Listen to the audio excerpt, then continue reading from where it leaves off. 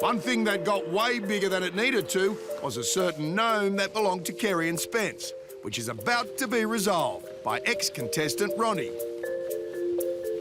Ronnie, Jess, thank you so much. How are you? Look what I've got. I've got him. Oh, thank goodness. All right. All right. Ronnie from last season, a gnome hidden in a bag, a secret drop-off. OK, a recap.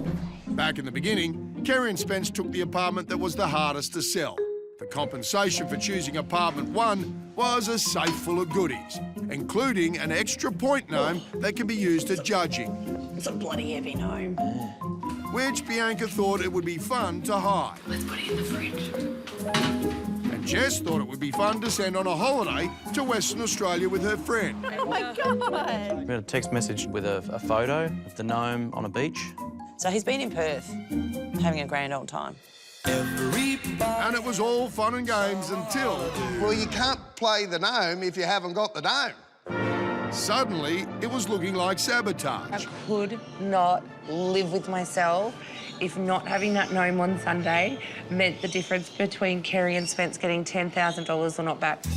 And it was way too expensive to ship back from Perth. So we called in a favour of an ex-blockhead, Ronnie, who's going to be returning the gnome in the morning, and so we can make a few bucks, we've put him on and given him a day's work.